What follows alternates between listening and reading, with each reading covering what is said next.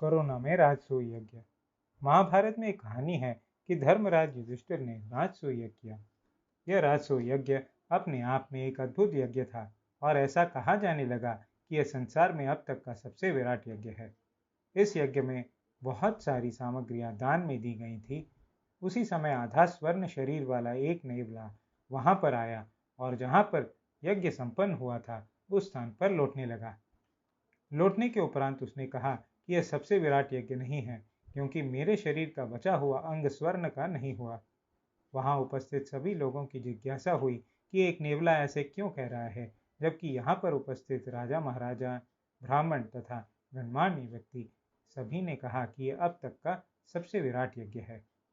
नेवला से उन लोगों ने पूछा कि तुम ऐसा कैसे कह सकते हो कि अब तक का विराट यज्ञ नहीं है। नेवला ने कहा कि मेरे साथ एक घटना घटित हुई थी जिसे मैं आप सबको सुनाता हूँ। बहुत पुरानी बात है। एक ब्राह्मण परिवार रहता था। वे लोग कई दिनों से भूखे थे। कई दिनों के उपरांत उन्हें कहीं से भोजन प्राप्त हुआ। जब वे लोग भोजन करने के लिए बैठे थे, उसी समय एक अतिथि उनके द्वार पर भिक्षा के लिए आया। अतिथि के द्वार पर भिक्षा मांगने पर ब्राह्मण ने अपने भोजन का अंश उसे दे दिया। तत्पश्चात थोड़ा सा भोजन करने के बाद अतिथि की भूख और अधिक बढ़ गई और धीरे धीरे उसके पूरे परिवार ने अपने अपने अंश का भोजन उस अतिथि को दे दिया। भोजन के उपरांत संतुष्ट होकर अतिथि ने उन्हें पूरे हृदय से आशीर्वाद दिया और चला गया। अतिथि देवो भव अर्थात अतिथि को भगवान मानकर उनकी पूजा करना सबसे बड़ी पूजा मानी जाती है। बहुत दिनों से भूखा ब्राह्मण परिवार भूख के कारण काल के गाल में समा गया। अतिथि जब भोजन कर रहा था, तब उसके भोजन का कुछ अंश वहां जमीन पर गिर गया था। गिरे हुए भोजन पर मैं लौट गया और मेरा आधा शरीर स्वर्ण का हो गया, लेकिन वहां पर और अन्न का अंश नहीं था जिससे मैं अपने शरीर का आधा भाग स्वर्ण का कर सकूं। तभी से मैं अपने शरीर के बचे हुए अंग को स्वर्ण का करने के लिए जहां भी यज्ञ होता है वहां पर जाता हूं और उस यज्ञ स्थल के आसपास लौटता हूं, जिससे कि मेरा शरीर स्वर्ण का हो जाए। किंतु दुख की बात है कि किसी भी यज्ञ से मेरा शरीर स्वर्ण का नहीं हुआ।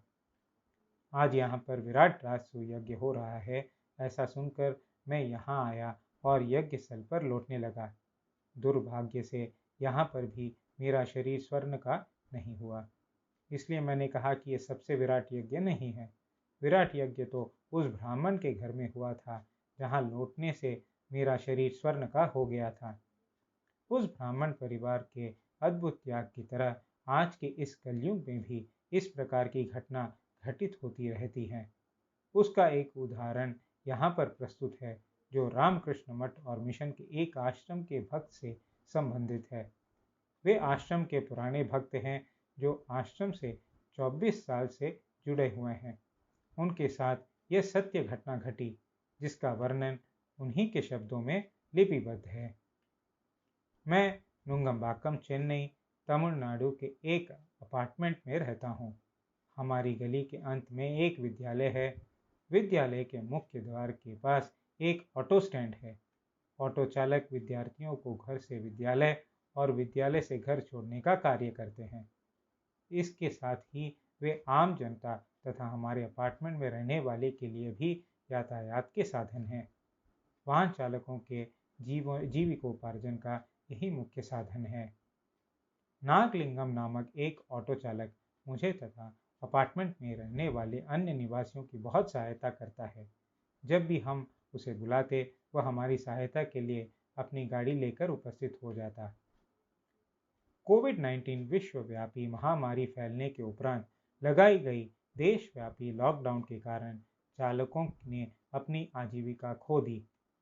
वे बेरोजगार हो गए क्योंकि मंदिर, विद्यालय, बाजार, शॉपिंग मॉल, यातायात सभी बंद हो गए थे। लॉकडाउन के दिनों में एक दिन मेरे मन में विचार आया कि नागलिंगम के पास तो अभी कोई कार्य नहीं है, तब वह अपने परिवार का भरण पोषण कैसे कर रहा होगा। इन्हीं सब बातों को लेकर मेरे मन में उसके लिए चिंता होने लगी। नागलिंगम का फ़ोन नंबर मेरे पास था। मैंने उस नंबर पर फ़ोन करके उससे संपर्क करने का प्रयास किया, किंतु उसका फ़ोन लगाने पर उधर से संदेश आया कि आप जिस ग्राहक से संपर्क करना चाहते हैं वह नंबर अभी उपयोग में नहीं है, उनका फ़ोन बंद है। मैंने सोचा संभवतः उसके पास रिचार्ज करने के पैसे नहीं होंगे। किसी तरह मैंने नागलिंगम की बेटी से संपर्क किया। उसकी बेटी ने मुझे अपने घर का पूरा हाल बताया। मैंने उसकी बेटी से उसके बैंक खाते का विवरण लिया और उसके खाते में 10,000 रुपये जमा कर दिए। रुपए प्राप्त होने के उपरांत नागलिंगम ने मुझे फ़ोन करके सहायता के लिए धन्यवाद कहा। फ़ोन रखने से पहले उसने कहा, सर, आपसे मेरे एक निवेदन है। उसकी बातें सुनकर मुझे लगा कि उसे और कुछ रुपए की आवश्यकता होगी।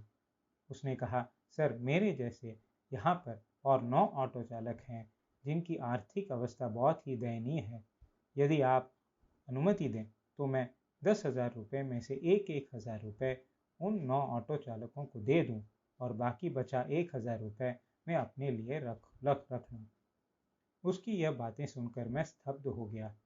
धन्य है तू नागलिंगम, जो उस विपरीत परिस्थिति में भी अपने लिए न सोचकर दूसरों के लिए सोच रहा है।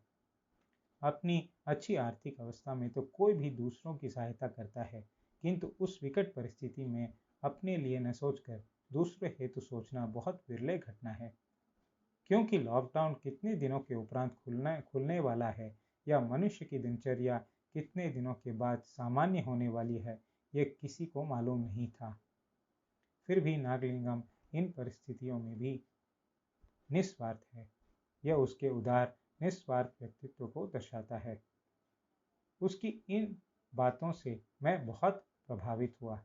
मैंने उससे कहा, जैसे तुम्हारी इच्छा वैसे करो। यह कहकर मैंने उसे आशीर्वाद देते हुए फ़ोन रख दिया। दानदाता द्वारा दिया गया दान उसकी रकम या सामग्री पर निर्भर नहीं करता, बल्कि उसके द्वारा दिए गए दान के पीछे उसकी भावना से वह दान कितना महान होता है, इसको दर्शाता है।